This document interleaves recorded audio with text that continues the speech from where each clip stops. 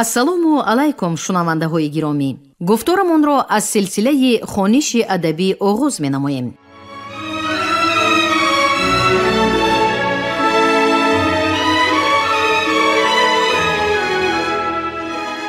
ба таваҷҷӯҳи шумо китоби якуми асосгузори сулҳу ваҳдати миллӣ, пешвои муаззами миллат, президенти ҷумҳурии Тоҷикистон муҳтарам Эмомалӣ Раҳмон забони миллат ҳастии миллат таҳти унвони ба сӯи пояндагӣ дар қироати корманди шоистаи Тоҷикистон Ализода Абдурашид Хоҷамқул. гуфтори 24.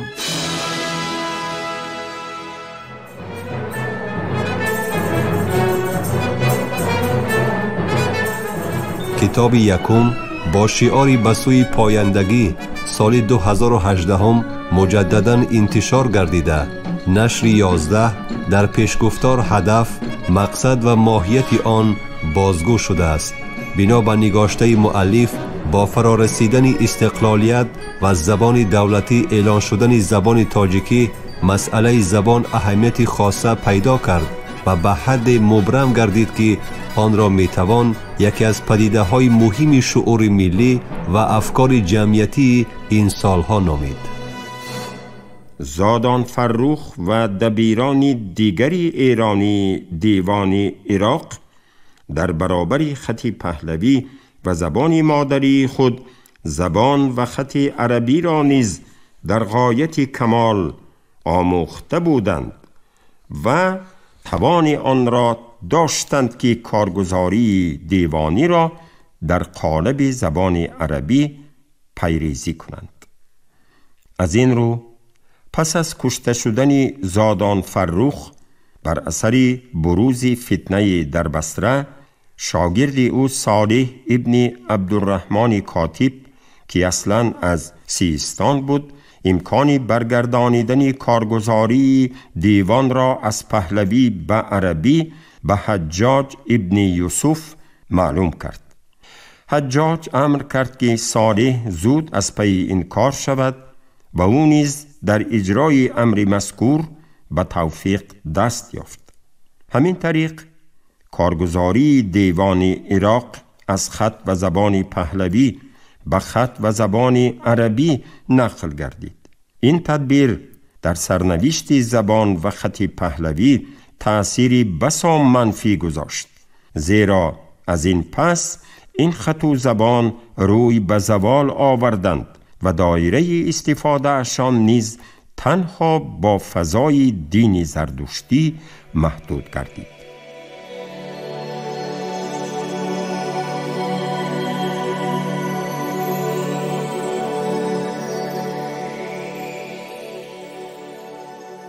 تاریخ شاهد است که هر زبانی که از صحنه سیاست و قدرت خارج می شود حتما خراب و کم ارزش و ناتوان و کم ظرفیت گردیده، توانی مقاومت و ایستادگی را در برابر فشار و تضییق زبان حاکم از دست می دهد و در تنگنای فنا قرار می گیرد. زیرا زبان در پهنا و سایه دولت قوت و نیرو می گیرد و دولت است که برای رشد و نموی زبان محیط مساعد زیست و عمل فراهم می آورد.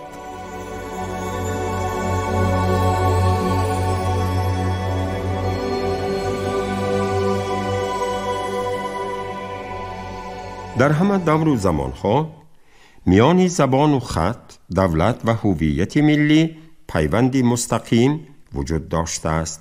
هرگاه که این پیوند مستحکم و نیرومند گردیده است، زبان مرحله رشد و تکامل را در پناه دولت مقتدر پیموده است و هویت ملی نیز در بهترین وجه به ظهور آمده است و برعکس سست شدن و یا از بین رفتن پیوندی مذکور باعث ضعف و ناتوانی و حتی محو و فنای زبان و هویت ملی گردیده است. این قانون عام زندگی بشری در دوره اصطلاح عرب نیز به تمامی به ظهور آمد.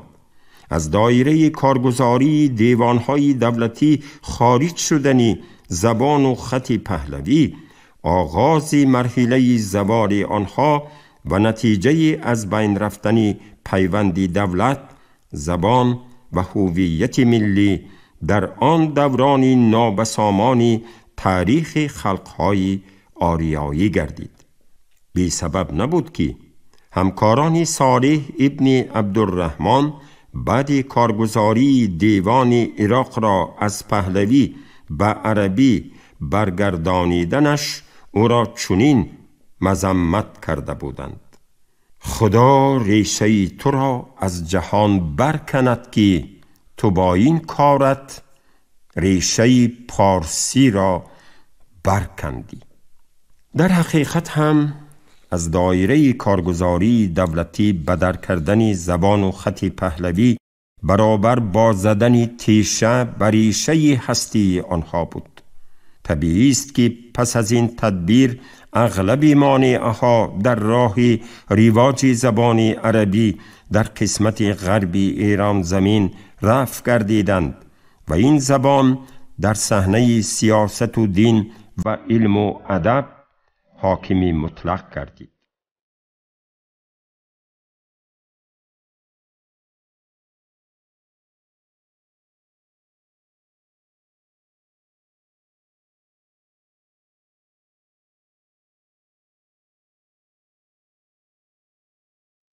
در شرق ایران زمین، یعنی خراسان و ماوراء النهر، گزارش کارگزاری دیوانها به عربی دیرتر در سال 742 صورت گرفت، زیرا این منطقه خاصتاً ماوراء النهر تنها در آخرهای چهاریک اول عصر هشتم مطیع عربها گردیده بود.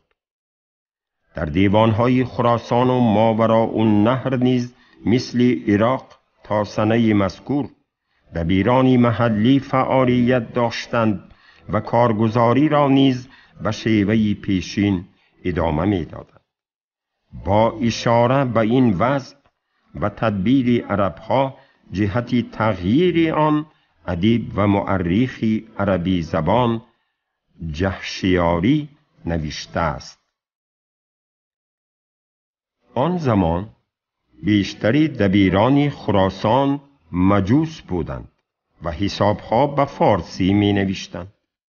سال 742 یوسف ابن عمر که در عراق حکومت داشت به والی خراسان نصر ابن سیار نامه فرستاد و به او دستور داد که در کارها و کتابتش از هیچ یک از اهل کفر کمک نخواهد. نخستین کسی که کارگزاری را در خراسان از فارسی به عربی نقل کرد اسحاق ابن طلیک کاتب بود.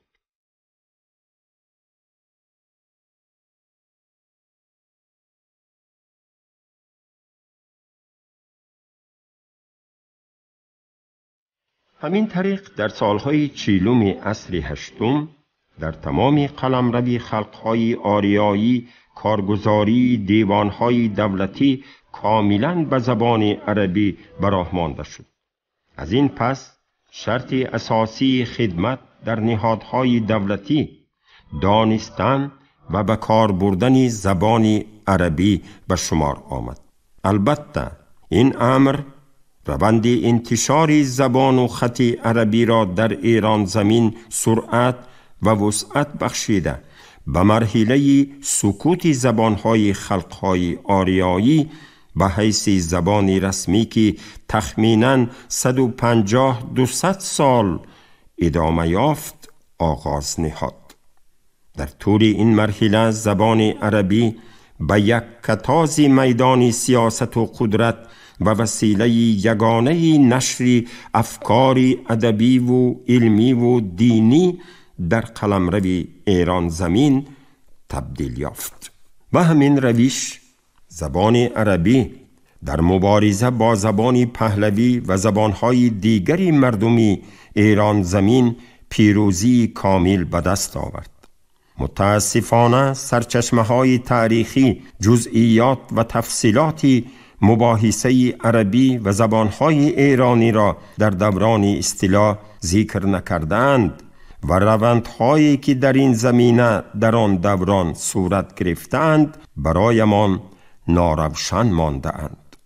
بنابراین وضع عمومی زبانی در ایران زمین، مخصوصاً در خراسان و ماوراء النهر دوران اصطلاح به طوری که می باید معلوم نیست و تنها در حد تخمین می توان در این خصوص ملاحظه راند.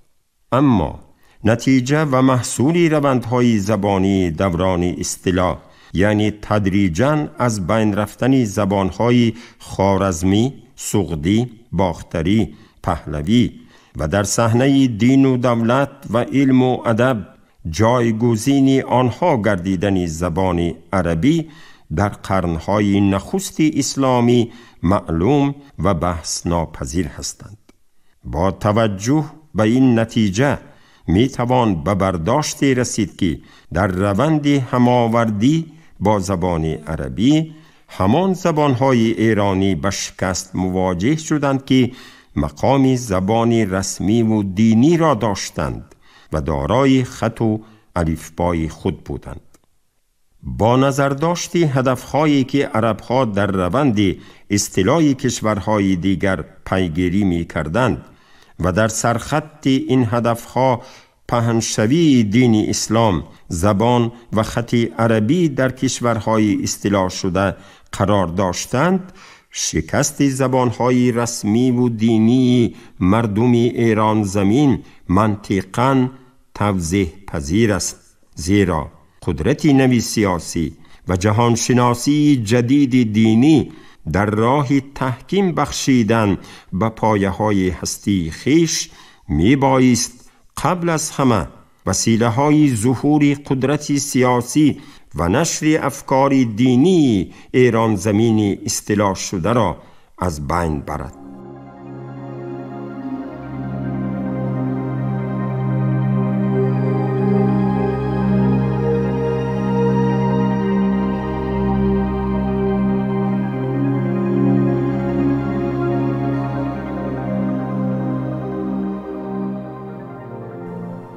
زبانهای پهلوی، سغدی، خوارزمی و باختری که دارای خط و الفبای خود و شامل آثاری تجسم کننده جهانشناسی دینی و دنیوی مردم آریایی بودند، از همین گونه وسیله‌های خطرزا برای پهنشوی دین اسلام و جهانبینی نوی یکتا پرستی محسوب می شدند، در عرصه رقابت با زبان عربی به مرگ تدریجی محکوم گردیده بودند.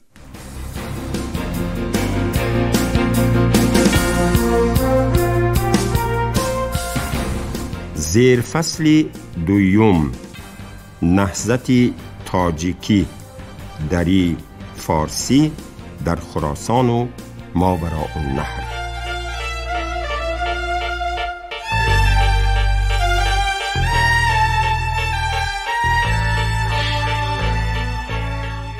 شکست زبانهای رسمی و دینی ایران زمین در مبارزه با زبان عربی و راه به سوی فنای تدریجی پیمودن آنها بر روند انکشاف فرهنگ و تمدن این سرزمین خلل جدی وارد نموده، هویت و حیثیت معنوی خلقهای ایرانی را تحت خطر هستی سوز قرار داد. لازم به تأکید است که در برابر همین گونه خطر در همان زمان اصطلاح عرب مردم کشورهای دیگر از قبیل مصر، عراق، سوریه و غیره که دارای فرهنگ و تمدن قدیمی بودند، هویت معنوی خیش را از دست دادند و عرب گشتند.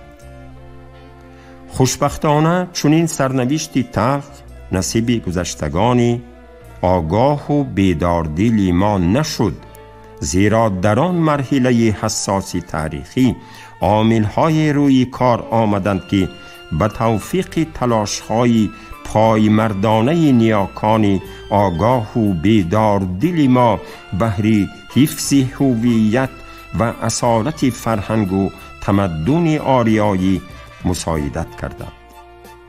در رأس این عامل‌های هستی ساز زبان زنده تاجیکی فارسی دری قرار داشت که وجود آن گذشته تا اسلامی خلق‌های ایرانی را با دوران اسلامی تاریخ ایران زمین بپیوست و نگذاشت که میان این دو مرحله از لحاظ جهانشناسی دینی به هم مخالف فاصله و گسستگی معنوی پیدا شود.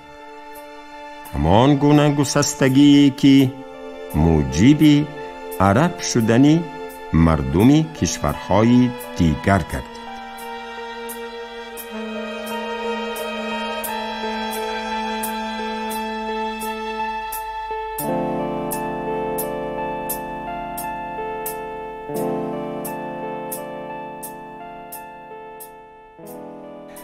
چنان که در بخش دیگری این کتاب تاکید شد، زبان تاجیکی فارسی دری هنوز مدتها قبل از دوران اصطلاح عرب در قلمرو ایران زمین گسترش یافته به حیث وسیله معاشرت مردمان قسمت‌های مختلف این قلمرو خدمت می‌کرد. اینجا پرسش می‌تواند مطرح بشود که چرا اصطلاح عرب باعث تدریجاً از بین رفتن زبان‌های دیگری ایران زمین گردید، ولی زبان دری از گزند اصطلاح عرب رهایی یافت و حتی پس از مرور 1.5-2 عصر خود جای زبان عربی را در صحنه سیاست، ادب و فرهنگ اشغال نمود. در حالی که سرچشمه‌ها دایر به وضع زبان‌های ایرانی در دوران اصطلاح و قرن‌های نخست اسلامی معلومات کافی به دست نمی‌دهند، حالا پاسخ دقیق و مستند دادن به این پرسش تا اندازه دشوار می‌باشد. لازم به تأکید است که زبان عربی در ایران زمین جایگزین زبان‌های رسمی و دینی ایرانی گردیده باشد، هم مقام زبان دری را که زبانی گفتگوی مردم این سرزمین بود محدود و یا تنگ کردن نتوانست. البته انتشار دین مبین اسلام در میان خلقهای ایرانی و ضرورت ادای رسم و رسوم مسلمانی دانستن آیات و سوره های قرآن را تقاضا می کرد. می توان تخمین کرد که آشنایی عامه مردم با زبان عربی از این حد فراتر نرفت. گذشته از این، در ابتدا آگاهی مردم از عربی حتی برای اجرای فرایض اسلام نیز کافی نبود و عرب‌ها مجبور بودند که استفاده از زبان دری را در گزاریدن نماز روا دانند. در تصدیق این مطلب می توان از روایت نرشخی یادآور شد که طبق آن مردمان بخارا از بس که عربی را نمی دانستند در نماز قرآن به پارسی خواندندی. زبان عربی به حیث زبان دین و دولت با مرور زمان نفوذی بیشتر یافت، ولی هیچگاه به محیط خانوادگی و زندگی معمولی مردم این سرزمین راه نیافت. عامه مردم در زندگی روزمره‌شان از زبان مادری خیش استفاده می کردند و اخبار و روایات و سرود و ترانه‌هایشان را به همین زبان می خواندند. در سرچشمه‌های تاریخی و ادبی عربی زبان نیز تعدادی از سندها به نظر می رسند که رواج زبان دری را در قرن‌های 6-8 تصدیق می کنند. این سندها که غالباً از ترکیب‌ها، جمله‌ها و حتی پاره‌های شعرگونه عبارتند و از زبان اشخاصی گوناگون صدا داده اند، بنا به اهمیت خاصه‌شان در تحقیق تاریخ این زبان بارها مورد توجه پژوهشگران از جمله مهدی محقق، پرویز ناطلی خاندری، علی اشرف صادقی، آذرتاش آذرنوش و دیگران قرار گرفتند. اکثریت کل سندهای مذکور در این کتاب نیز هنگام بررسی مسئله تشکل زبان دری به دایره تحقیق کشیده شدند. با جلوگیری از تکرار محض آنها اینجا ضرور است که سندهای استفاده زبان تاجیکی، فارسی دری در قرنهای نخستین اسلام از لحاظ منسوبیت آنها به این یا آن محل مورد نظر قرار گیرند تا جغرافیای گسترش و رواج این زبان در دوره مورد نظر معین کرده شود.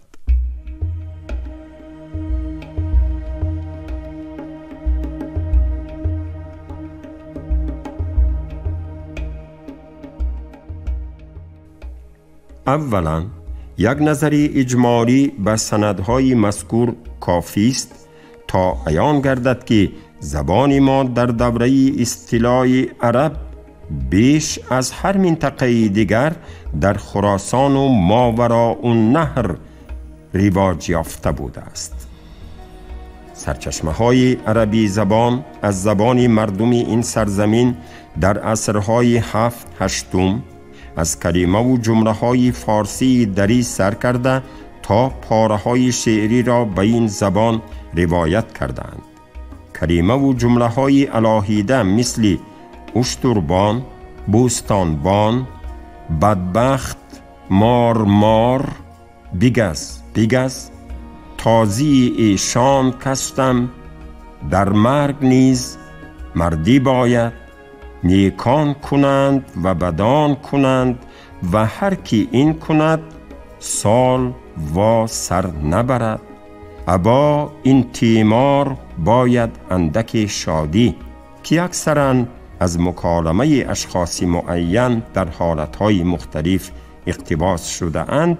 کاربست فعال این زبان را به حیث واسطه معاشرت در دوره اصطلاح عرب بازتابی می کنند. رواج زبان دری در این منطقه امکان فراهم آورده است که مردم احساسات خود را در شکل منظوم افاده بکنند.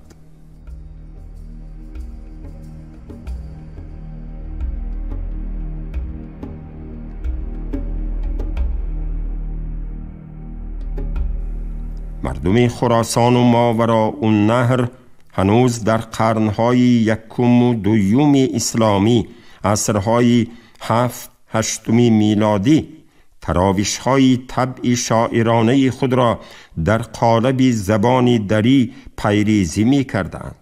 می توان حدسی نزدیک به یقین زد که تعداد این گونه اشعار در وقتش به مراتب زیاد بوده است، ولی به سبب زبانی گفتاری بودنی فارسی دری در آن دوران و هنوز به قید کتابت ندر آمدن آن، اشعار مذکور نیز به طریق شفاهی استفاده می شدند و با گذشت ایام اکثراً از بین رفتند.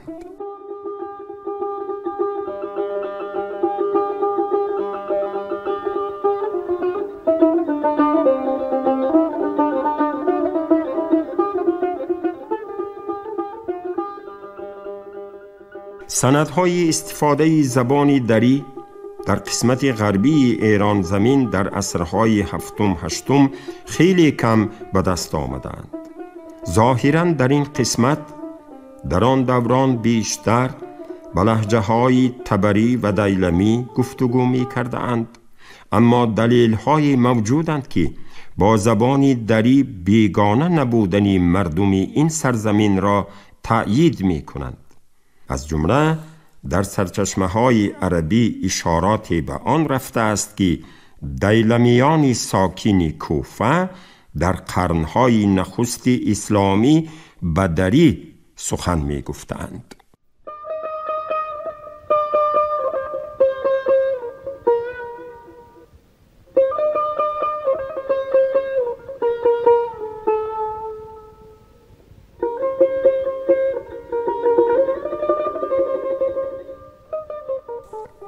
با استناد به آنچه در بالا گفته شد می توان به برداشتی رسید که زبان دری در دوره اصطلاح عرب به حیث زبان زنده معاشرت در شرق ایران زمین بیشتر و در غرب آن کمتر رواج داشته است.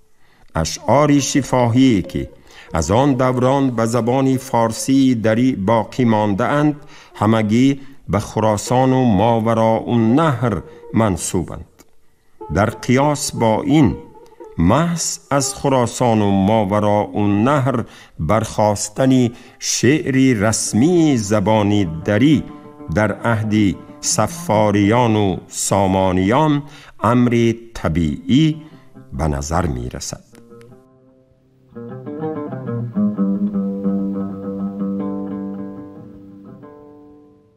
زبان تاجیکی، فارسی دری در قرنهای نخستین اسلامی نه تنها در خاستگاه خود خراسان و ماوراءالنهر و مناطق دیگری قلمرو خلقهای ایرانی بلکه خارج از این قلمرو در شهرهای عراق و سایر مرکزهای خلافت عربی آن دوران نیز رواج داشته است. البته گسترش این زبان در شهرهای عرب که هزاران فرسخ دور از خراسان و ماوراءالنهر واقع شده اند باعث ایجاد شبهه و تردید شده می تواند. ولی سندهای زیادی سخنگویی به این زبان در محیط عربی زبان که در سرچشمه های عصرهای میانه ذکر شده اند همه گونه شک و شبهه را در این مورد از بین می برند. طبیعی است که به فارسی دری در شهرهای خلافت عربی بیشتر مردم ایران زمین که با راه‌های گوناگون ساکن شهرهای عربی خلافت شده اند سخن می‌گویند. این دری زبانان محیط عربی از 3 طایفه فراهم آمده بودند. یکم همان سپاهیان ایرانی بودند که در عهد خسرو انوشیروان به یمن و هیره دست یافته من بعد در همین جا اقامت گزیدند. دوم صدها هزار نفر اسیران و غلامانی بودند که بعد استیلای شهرهای قلمرو ایران زمین عربها آنها را به عربستان انتقال داده بودند. بنابر اخبار تاریخنامه ها تعداد این اسیران و غلامان واقعا خیلی بزرگ بوده است. از آوردن معلومات زیاد در این خصوص خودداری نموده. تنها 2 سند، یکی از آغاز و دیگری از انتهای دوره استیلا را ذکر می کنیم. بر اثر فتح سیستان در سال 652 از مردم این شهر 40,000 کس به حیث غلام به سرزمین‌های عربی فرستاده شدند. سال 712 باشد قتیبه ابن مسلم باهیلی 100,000 زن و مرد جوان را از مردم فرغانه و خوارزم به اسیری گرفته آنها را به عربستان فرستاد.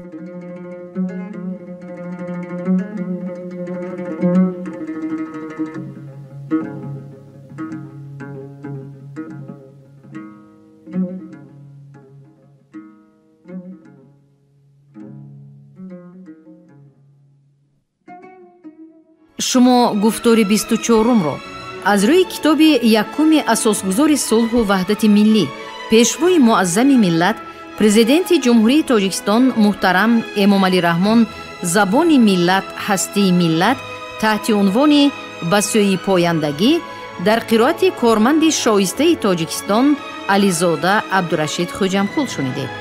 کارگردان شیرعلی نزلی، صدابردار نگینه خیرالله. پایان گفتار از سلسله خوانش ادبی.